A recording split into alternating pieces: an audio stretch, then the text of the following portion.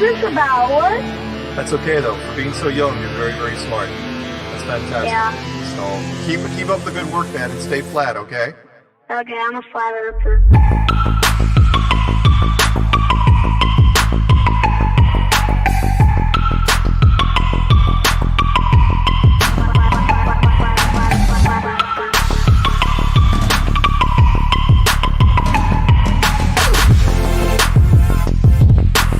She couldn't do it.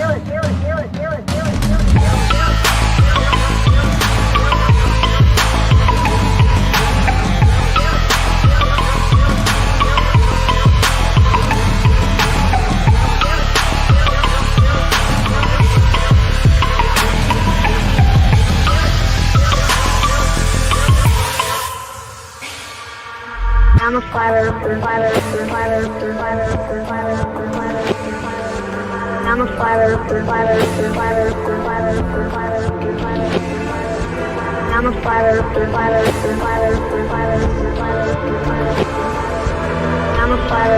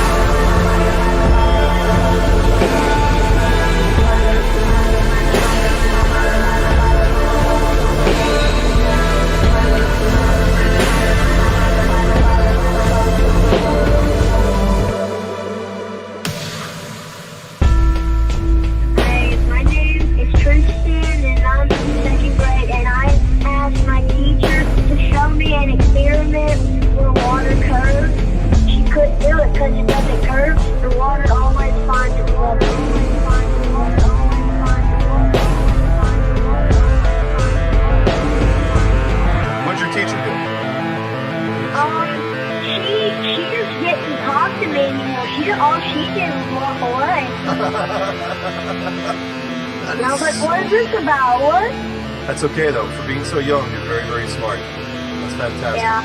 So keep up the good work, man, and stay flat, okay? Okay, I'm a flat earther.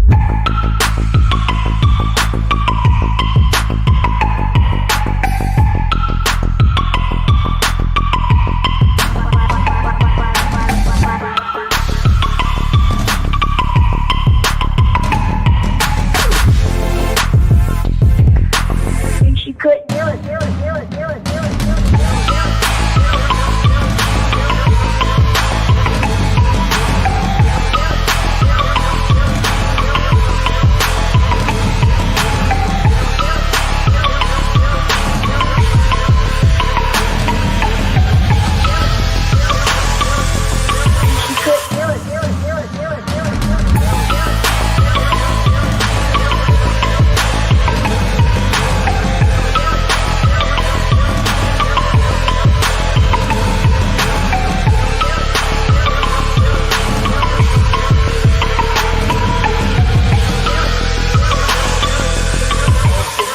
Up for sound bites. This is awesome.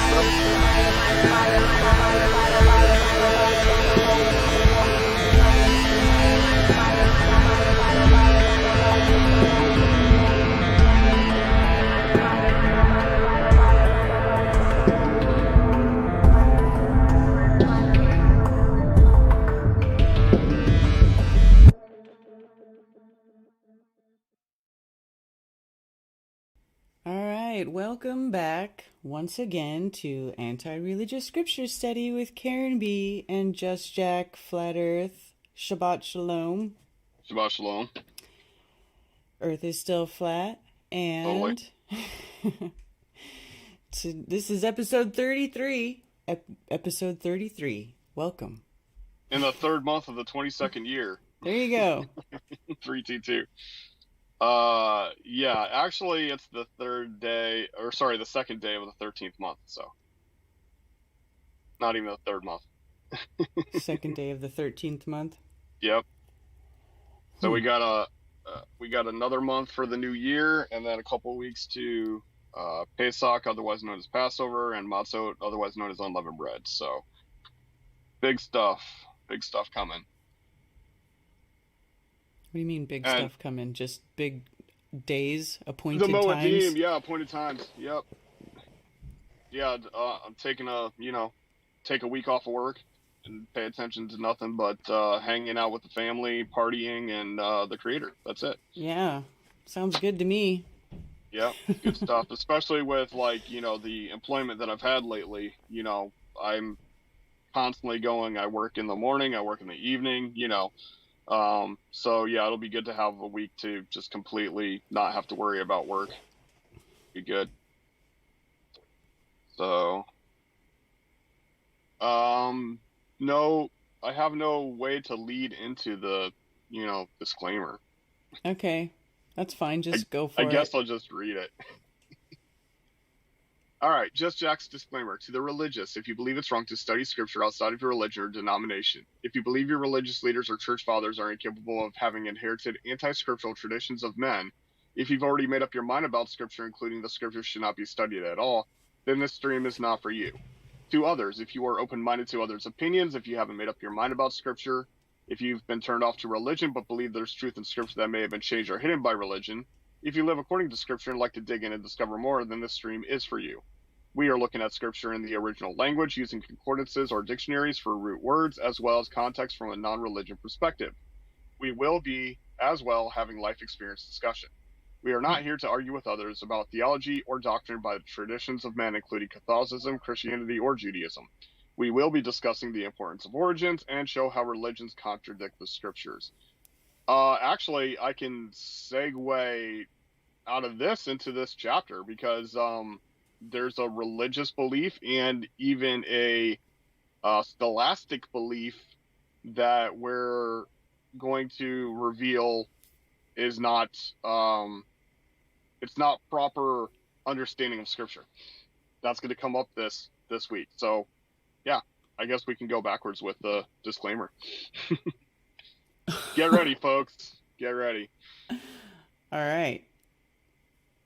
And this is also an advertisement for that movie again, so we'll talk about that later. The must-see movie that goes along with these final chapters. Oh, okay. Right. Got it. Okay, so quick review of what happened the last couple of chapters, because we did 45 and a partial of 46 because 46 had a lot of genealogy and Correct. bloodline stuff in it. Yep. So basically what happens is Joseph reveals himself to his brothers and has an anxiety attack or some sort of panic attack or breakdown at the end. Yeah, he's he sends his brothers back with a bunch of supplies, lots and lots of stuff. And the brothers run up ahead and they tell the father, hey, Joseph's alive, and it's basically his heart ceased. But I think Karen's explanation's pretty plausible, like he was having a panic attack, like he thought he was dying. And then when he saw all the resources coming in, he was revived, it says there. So that's not a horrible translation, but yeah, it's it was a major shock to his system to hear that his son was alive. I mean, he's already dealt with it. He had a hard time with it. He had the possibility of losing his second son, so he was worried about that and thought, I'm gonna die if I lose yet another son because I can't. My mind and body can't handle it anymore.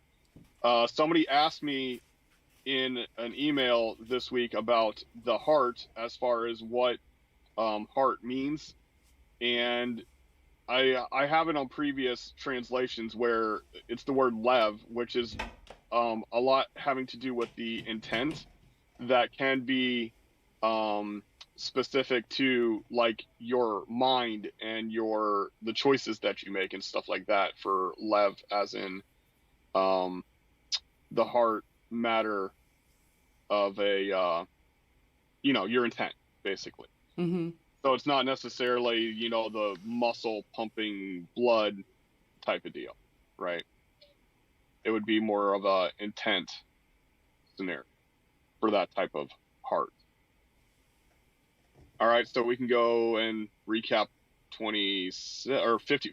Geez, 46. Yeah, because even if you look at the, go to verse 26 of 45. Sorry, and then you look at my translation there. It says heart or intent of him.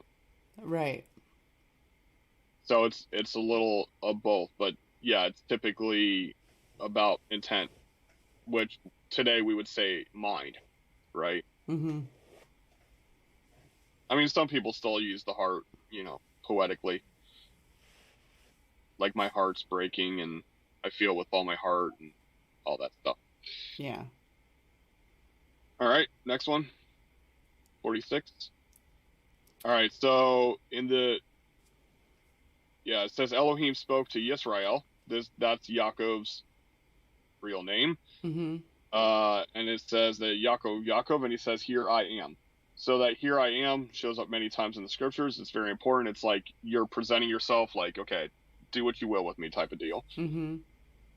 And he said, "Don't be afraid to go down to Mitzrayim." Well, why does he have to tell him not to be afraid of don't go down to Mitzrayim? Because he's been told for 3 generations never to go down to Mitzrayim.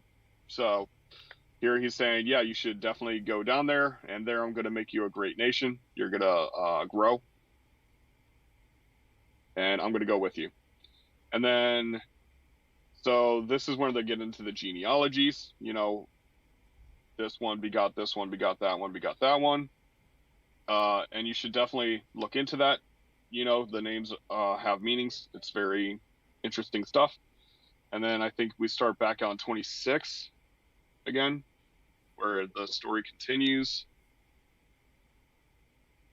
Yep, all the beings were 66 beings, and that has significance, but we're not going to look too much into that. I just ask people to look it up for themselves. Look up everywhere where 66 shows up in the Torah. And the sons who were born to him in Mitzrayim were 2 beings. So that's Joseph's sons. They're half Egyptian, if you will, right? They're not from Abraham's home family, as previous generations have been. This is actual half Mitzrayite children. And then he's telling them they're going to go to Goshen, because Goshen is like the prime real estate. And this is something that we've discussed in other chapters. Like, there'll be stuff that's told first and then explained later. So here he's already decided that they're going to Goshen, but in the next chapter, Pharaoh's going to tell them to go there. Right? Mm-hmm. So you're going to get more information about how the Goshen was decided and about the whole livestock thing, which is the last verse of this chapter. The last couple verses here, it says, "Shall be when Pharaoh calls you and says, what's your occupation? That you shall say, your servants have been men of livestock from your youth, even till now, both we and our fathers, so that you dwell in the land of Goshen. For every shepherd is an abomination to Mitzrites." And I did a little bit more research on that, and from what I can tell, the Mitzrites, the Mitzrayim, which is later called Egypt, was only a large city-state. It was not the entire land that we now call Egypt. It was just a large city-state on the water there. And the famine caused it to where the other landowners south of Pharaoh gave up their power because of the famine. And that they addressed this in that video, Patterns of Evidence, the Exodus, which everybody should check out. Especially now that we're reading this, it'll like impact you more. You'll see more of the detail. But they considered people who raise livestock to be of a lesser stature, like less. They're not as important as us Mitzrayim. So they did own livestock as far as like horses and cattle, but they didn't raise them in the land of Mitzrayim. And then later on, well, we're going to see, but here in the last couple verses, well, why would Pharaoh even ask them? Why would they be in Goshen? And why would they be livestock raisers? That's going to all be very clear in the next chapter. So that's what the Torah does sometimes. Like sometimes it just gives you an overarching sentence or a couple of seconds sentence, and then in the next couple chapters it goes into more detail about that thing. Awesome. So, yeah. All right. All right. Alrighty. Chapter 47. Then Joseph went and spoke to Pharaoh and said, "My father and my brothers, their flocks and their herds, and all that they possess have come from the land of Canaan, and see, they are in the land of Goshen." I'll pause for a second. Mm-hmm. Just a reminder to everybody. There was no such thing as chapters and verses when the Torah was written. There was no numbers on them. There was no breaking up of the stories. I just had to put that out there.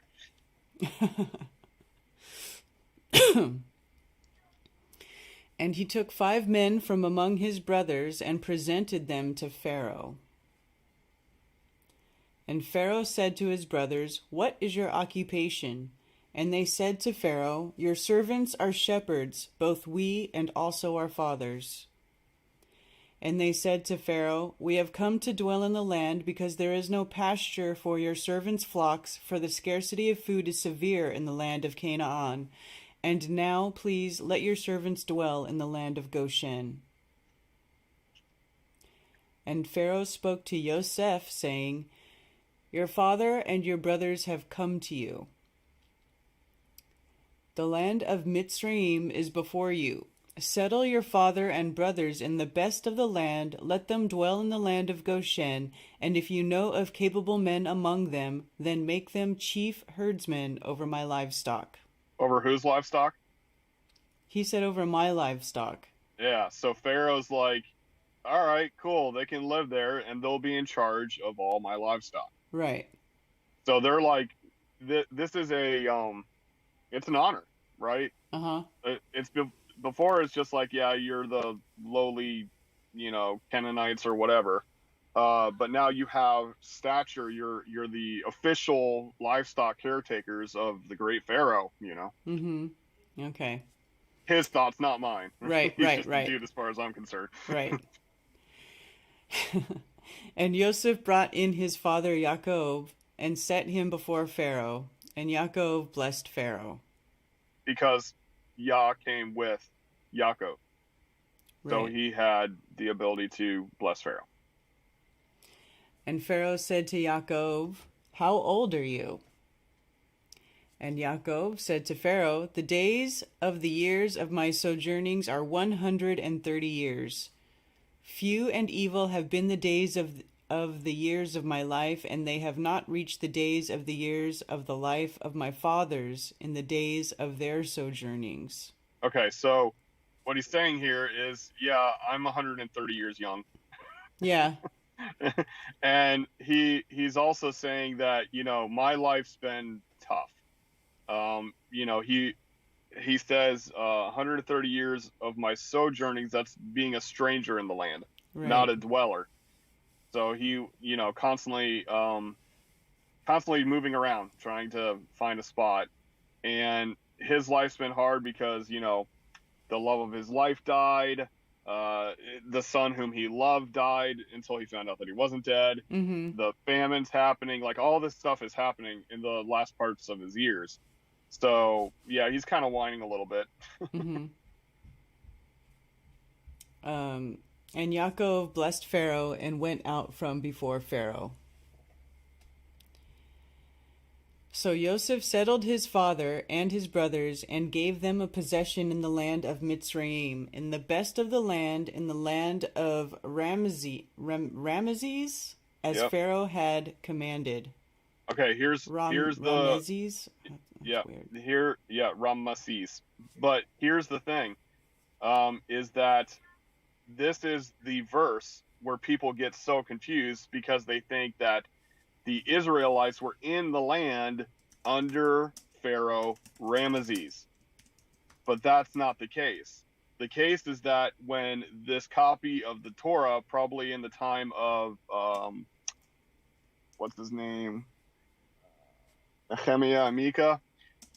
So when they came out of Babylon and they made the copy of the Torah, he's like, that land that we call Ramesses, that's where they lived. Mm-hmm. So it wasn't called Ramesses at the time, it was called Goshen, right? Right. So this is just a disclaimer, like, that place we call Ramesses now, that's where it used to be, Goshen. Okay? Okay. So what historians have done is they said, okay, it's the prophet Ramesses, da da da da. But if you read further beyond the Torah, where it's talking about the history of Israel, of the kings and all this other stuff, if you do the timeline, Ramesses doesn't work at all. So they were pre-Ramesses. This is before Ramesses even. And you find this out later. And again, everybody should watch Patterns of Evidence, the Exodus. They do a really good breaking down of how the history's been changed. And all you have to do is realize that there's these gaps in Egyptian timeline. And if you take out the gaps, the timelines all work out. Mm-hmm. And it we see that in our own modern history. We see that with the whole Dark Ages thing, where they put in these gaps to like make up their own prophecies and fulfill them. In reality, we're gaining time with these gaps of nothingness, right? Mm-hmm. So if you lose these fairy tale gaps, everything starts lining up. And it also says that they have a possession in the land. Nobody's supposed to own land in Mitzrayim except for Mitzrayim, right? You're supposed to be of the Commonwealth or the birthright of Mitzrayim. But here, these foreigners are coming in and they're owning land. That's a huge, huge deal. And this is evident, in the recent archaeological dig of that area. Like, it looks like these slaves were treated as like, as Commonwealth. And then all of a sudden, they look like they're not treated as Commonwealth. They look like they're treated as slaves. And it just, everything is played out. But the architects are like, you can see that it's like the story of the Israelites, but it couldn't be because it's the wrong time. So obviously it's not the Israelites, even though everything lines up to it being the Israelites, except for the timeline. All right, so here they got possession in the land. Like, they're living like, nobles, if you will. Uh-huh. Okay. And Yosef provided his father and his brothers and all his father's household with bread for the mouth of the little ones. The skippers. The skippers. Yay. We're skipping, we're children. All right. Now there was no bread in all the land, because the scarcity of food was very severe, and the land of Mitzrayim and all the land of Canaan had become exhausted from the scarcity of food. Which we knew about, so like we know that it's going into 7 years. Right. And when the second time when they sent the brothers back, it was in the second year. So it's getting more and more severe. The longer it goes on, the worse it gets, because the scarcity of food, you're running out of the storehouses, you're running out of trading with the other nations and so on. Yeah. All right. And Yosef gathered up all the silver that was found in the land of Mitzrayim and in the land of Canaan for the grain which they bought. And Yosef brought the silver into Pharaoh's house. So other nations are buying grain from Pharaoh because Yosef was the interpreter of the dream that they'd have 7 years of great plenty, which he stored up, and then he was portioning it out for silver. And they've ran out of bread, or they've ran out of grain so much that now they're running out of silver.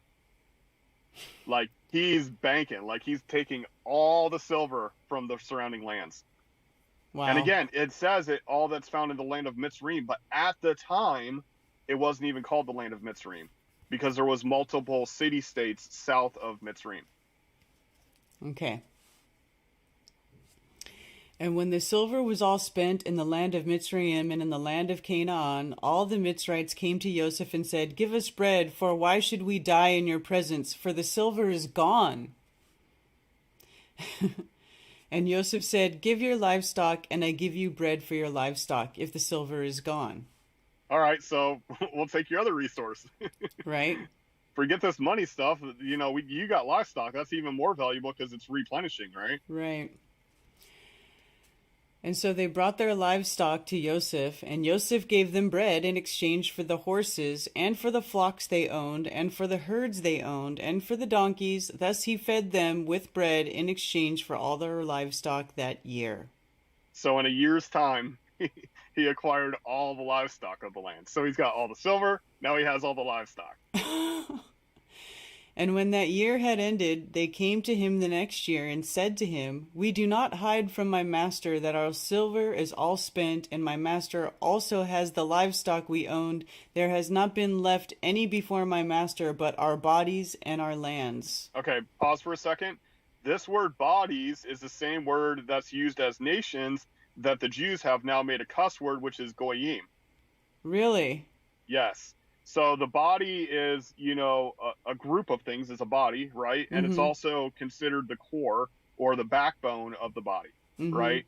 So it's the central part of the group. All right? Yeah. Goyim is not anything bad. That says goy right there. So it's about the people. Right. All right? Why should we die before your eyes, both we and our land? Buy us and our land for bread, and let us and our land be servants of Pharaoh, and give us seed, and let us live and not die, and let the land not lie waste. So they're like, okay, we have no money left. We have no livestock left. We have some land. We'll give you that, and then we'll give you ourselves, right? Because we're going to die if we don't get some grain. So we'll become your servants or taskmasters of the land, right? So this is where Pharaoh gains all the power. This is where Mitzrayim gets expanded into the mighty nation or the large area that it encompasses, of the near modern age. So this is, I thought when I heard about Pharaoh back in the day that the pharaohs were always treated as god kings and that they had control over the whole land and everybody worshiped him. The other end. Why does he move people into cities? Control. Yeah. That's what it's all about. Right. That is not the way of Yah. In fact, it has the undertones of darkness, right? Right. So, because the word for city is like dark and city. Ear and air of the city and darkness. Yeah, it's one and the same. And so Pharaoh's gaining control. So how does he control the people? Well, he puts them into cities. Now, he still has all their land, and he has their livestock, and he has them work the land and the livestock for him, but they don't get to live there. They have to go out to the land and then go back to the cities where he can control them. Wow. And now we're going to get into something else that we have to deal with today, which is taxes. But continue.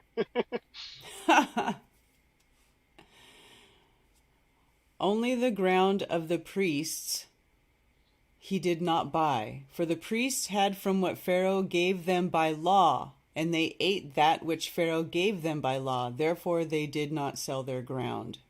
Right, and so the priests don't have ownership, but they have responsibility. So they get to dwell on a specific piece of land for a specific amount of food, but that's it. That's all they have. That's their entire way of life, because they can't work the ground, they can't work the animals, they're just doing their priest stuff. Okay.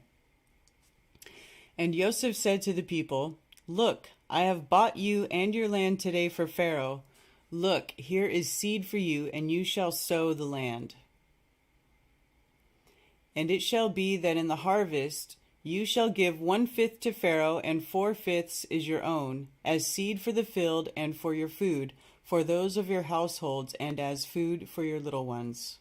All right, so now they said, we're going to be slaves, right? Now, did he put them in shackles and keep them in dungeons and only let them out to work? No. No. They are slaves by continuing to provide taxes. Right. And live in his cities. Right. So you're to keep 1/5 of it, but guess what? A portion of that 1/5 you're giving up to live in the city. Right? You're paying rents. So it's more than 4/5. More than 1/5 that goes to Pharaoh, because part of the 4/5, that's what I meant. Sorry, I got it backwards. Okay. But part of the 4/5 you're using for rent and for food purchases and stuff like that while you're in the city. Right. That's more control. You know, Yeah. this whole monetary system of trading within the cities, you know, Yeah. it's like, Now you're working for them instead of working for yourself. exactly. And so here it's showing you that this is slavery. They say we give ourselves up as servants. Well, that means servitude. That means taxation. That means you live where we tell you to live. You do what we tell you is work, you know. Yeah. That's an interesting form of slavery that is presented here. Wow. Yeah. And they said, "You have saved our lives. Let us find favor in the eyes of my master, and we shall become Pharaoh's servants." Oh, please, Daddy Government, please save us. Yeah, you saved us. Oh, wow, this is amazing. This chapter's tripping me out. I'm telling you, dude, like I told you, there's a lot to this chapter. Like I got goosebumps because of the revelations that's like just popping off the pages here, man. Yeah, crazy. Totally. Everybody giving up their freedom for slavery. Yep. But that's because they're saving our life, obviously. Yeah. They can't acknowledge that it was Yah all along. Right? It has to be the man that's in control of what Yah provided, right? Right, exactly. That's so funny. And Israel dwelt in the land of Mitzrayim, in the land of Goshen, and they wait. You missed verse 26. Did I? Yep. Oh, and Joseph made it a law over the land of Mitzrayim to this day that Pharaoh should have 1/5, except for the ground of the priests only, which did not become Pharaoh's. And you know what? This is funny because that's how it is now. Churches don't get taxed. That's correct. And hold on one second. Yeah, why? Because then it keeps the people in more control. Anyway, if you look at the word for law, this is not law as in Torah, as in the instruction, like this is the way you should live. Mm-hmm. This is a inscription. This is a decree. Okay, this is like the difference between a law and a statute. Yeah, Right. It's only a law if you consider it a law. Right. Right. It's only if you conform. Yeah. Right. If you conform by living in the city and paying the taxes, this law pertains to you. Right. Okay. And Israel dwelt in the land of Mitzrayim, in the land of Goshen, and they had possessions there, and were fruitful and increased exceedingly. Okay, pause for a second. So this is not a land that's being taxed. Goshen's not being taxed. Because they didn't have to sell any land. They didn't have to give up anything. They were already prosperous. Right. They're living in the prosperous land. Mm-hmm. And then the control of the Pharaoh, they're treated as Pharaoh's friends, let's say. Like, you know, not technically, but you know what I'm saying? Like, they're not being come down on at all. They're living very nice, these Israelites, you know. Right. And Yaakov lived in the land of Mitzrayim 17 years. So the length of Yaakov's life was 147 years. No big deal. That's a bit more than 120, wouldn't you say? Yeah, a little bit. I'm just saying. And the time for Israel to die drew near, and he called his son Joseph and said to him, "Now if I have found favor in your eyes, please put your hand under my thigh and show loving commitment and truth to me. Please do not bury me in Mitzrayim." Okay, so this is another testimony. Right. Last will and put your hand under my thigh and put Swear your hand over on my my testimonies. balls. Yeah, swear by my testimonies. Don't bury me here. Right. Don't leave my body in this ground. But I shall lie with my fathers, and you shall take me up out of Mitzrayim and bury me in their burial place. And he said, "I do as you have said." And he said, "Swear to me." And he swore to him, and Israel bowed himself on the head of the bed. Yep, that's it. So that's it. So his father's dying wish is that he doesn't get buried in Mitzrayim. Yeah, I don't belong here. Right. Is basically what he's saying. And then you won't find out until Exodus that his wishes actually fall through. So yeah, it's yeah, this chapter for me is very interesting. It's how power changes hands and how people are willing to give up their freedoms for the sake of, you take care of us type of scenario. Right. And their slavery is by taking a portion of their income, and by income I don't just mean money, because the silver was all gone. The income was the harvest, Right. right? In our case, they just control the harvest with the money. So, it's very interesting. And that's how Pharaoh became God King, and he would express his God Kingliness with the priests, right? And I know of plenty of religious circles that say we need to support our government leaders, we need to pray for our government leaders, you need to vote for government leaders. Right. They say that right in the church, and it's like, this is familiar, so yeah, I find it very interesting. It is interesting. And this is precursor to the great pharaohs. When you watch that video, Patterns of Evidence, the Exodus, when you watch it, you're going to see how after this is when the great pharaohs came on the scene. So this is when Egypt has its big reign, growth, right? Yeah, this is when Egypt becomes a mighty, mighty, mighty nation. But then they start, embellishing, like, oh, we killed all the other nations except they're still there. But they're saying, like, we've conquered them so much that we're in control of them, is basically what they're saying. They would use embellishments by saying that they wiped them out, but in reality they're just saying, yeah, we control what happens over there, hundreds of miles away that you'll never see. So yeah, it's quite interesting. This is where Israel is living there, and they're in charge of all the livestock. Again, this is going to be important later when you watch this video and when you see Exodus. And it also shows the far-reaching hand of Pharaoh by the time that they leave.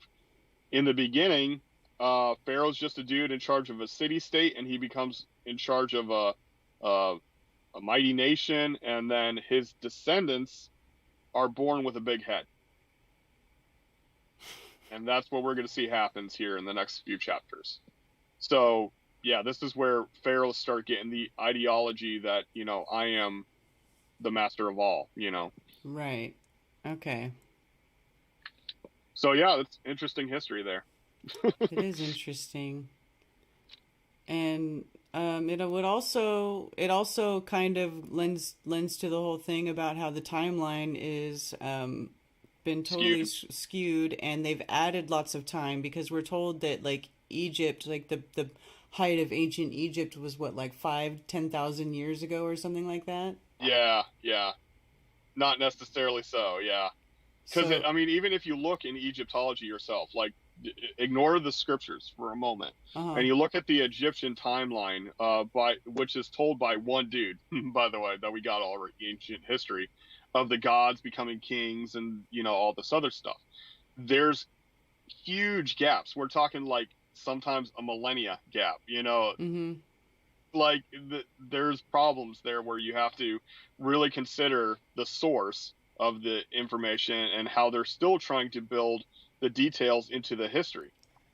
So, yeah, it's very interesting when you look at Egyptology, where they say the entirety of Egyptology is built on scraps of rags and tatters.